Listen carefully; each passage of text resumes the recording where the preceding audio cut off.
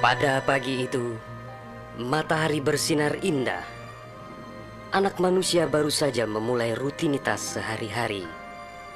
Para nelayan berada di laut lepas. Kaum ibu sedang sibuk di dapur. Anak-anak usia sekolah menikmati hari libur. Sebagian pemuda sedang berolahraga. Sebagian lagi bersiap-siap menuju pantai untuk rekreasi. Para buruh bangunan sedang bekerja. Suasana pasar hiruk-pikuk dengan berbagai transaksi. Burung-burung baru saja meninggalkan sarang. Tiba-tiba pukul 7:58 waktu Indonesia Barat, hari Ahad, 26 Desember 2004, bumi Serambi Mekah berguncang dahsyat. Guncangan gempa pada 8,9 skala Richter itu berlangsung puluhan menit tanpa henti. Bumi bergerak ke bawah dan ke atas, ke kiri dan ke kanan, berayun-ayun terus-menerus.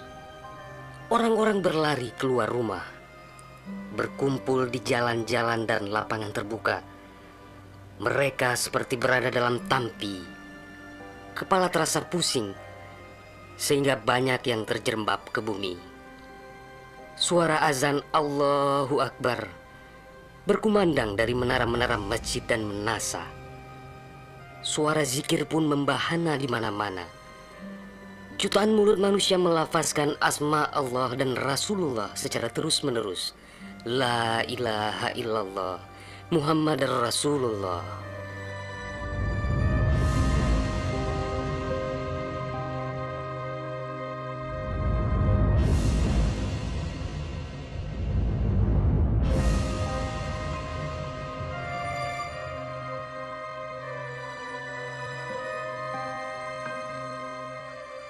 Selesai gempa dahsyat itu, sebagian orang pergi untuk melihat-lihat situasi. Karena terbetik kabar bahwa di tempat tertentu ada bangunan yang rubuh, ada tanah yang terbelah, dan ada pula rumah yang ditelan bumi. Tidak terpikirkan oleh mereka apa yang akan terjadi setelah itu. Tidak ada tanda-tanda alam yang begitu kentara. Tidak ada yang mampu menafsirkan dan menduga sebentar lagi akan terjadi bencana maha dahsyat yang meluluh lantakkan permukiman penduduk sepanjang pesisir Aceh. Tidak ada pula yang mampu menerjemahkan berbagai firasat atas pusaran nasib yang bakal menimpa tanah rencong. Juga hampir tidak ada yang memahami tanda alam manakala air laut surut beberapa ratus meter. Orang-orang di pesisir pantai tampak asyik mengumpulkan ikan yang menggelpar-gelpar. Bahkan air sungai pun mengering. Namun tidak ada yang dapat membaca tanda-tanda itu. Mereka seakan melupakan gempa yang baru berlalu.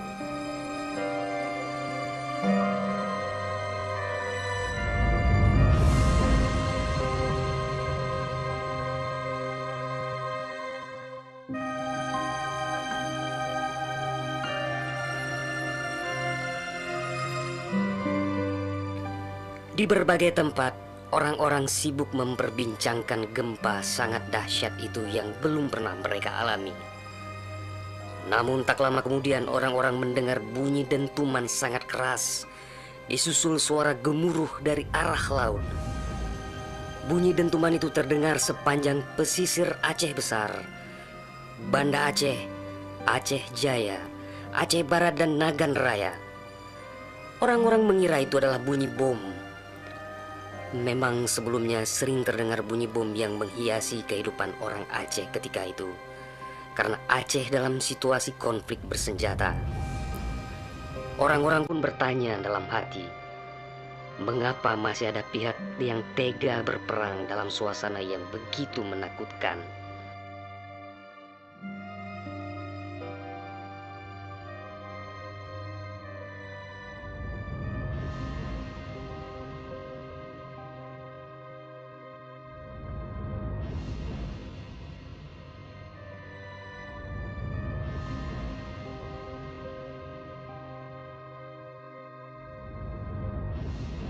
Orang-orang mengira pagi itu hanya sekedar gempa. Mereka sama sekali tidak menduga bahwa bunyi dentuman keras tersebut adalah akibat patahan lempengan bumi yang berpusat di Samudra Indonesia sekitar 149 km sebelah selatan Calang Aceh Jaya. Dan itulah penyebab gempa. Di samping kehendak Allah pemilik alam semesta, belum sempat mereka bernafas lega akibat gempa. Dalam suasana gebalau dan kucar-kacir itu, tiba-tiba daratan diterjang air laut. Air berwarna hitam pekat itu datang sangat tiba-tiba dengan suara gemuruh yang menakutkan. Ia berlari sangat cepat, menerjang apa saja yang dilaluinya. Di tempat-tempat tertentu air mencapai ketinggian 18 meter. Bahkan ada yang mencapai 35 meter, seperti di kawasan Loknga. Dari jauh air yang beringas itu tampak bagaikan rupa naga yang menggeliat-geliat mencari mangsa. Air dengan kecepatan 900 km per jam itu bagaikan bulldozer yang melumut apa saja yang ditemuinya.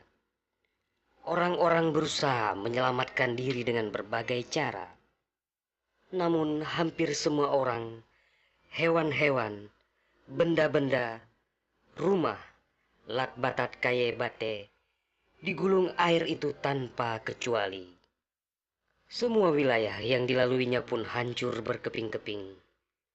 Air laut yang datang menyamai kecepatan pesawat terbang itu, ternyata namanya tsunami.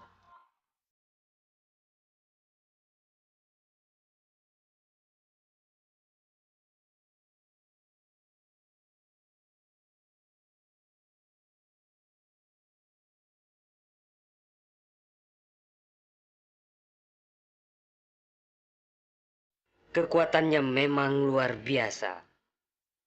Kapal apung PLN yang diparkir di perairan Ulelu, Banda Aceh, digelandang tsunami sampai 3 km ke darat. Kapal itu sekarang menjadi objek wisata tsunami. Demikian juga kapal angkut Semdalas milik PT SAI diseretnya ke atas badan jalan negara Banda Aceh melabuh di Loknga.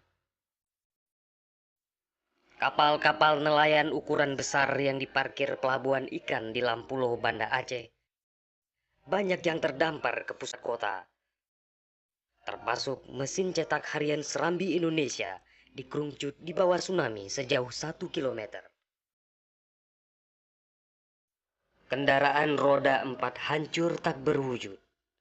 Rumah dan toko-toko serta bangunan lain yang kokoh pun hancur lebur rata dengan tanah.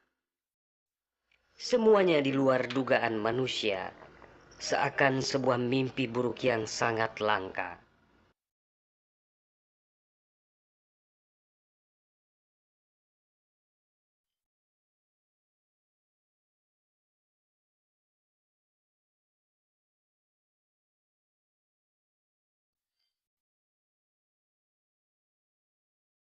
Setelah kira-kira 15 menit air laut itu beraksi, suasana pesisir Aceh pun lengang, sunyi, sepi, senyap, dan hening yang tak bisa dilukiskan dengan kata-kata.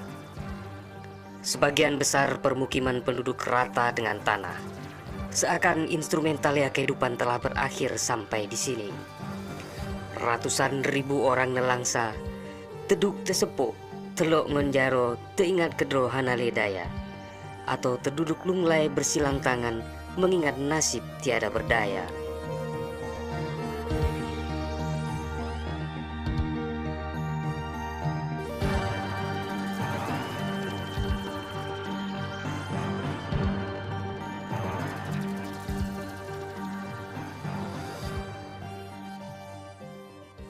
Tsunami yang diakibatkan gempa tektonik itu juga melanda Malaysia, Thailand, India, Maladewa, Sri Lanka,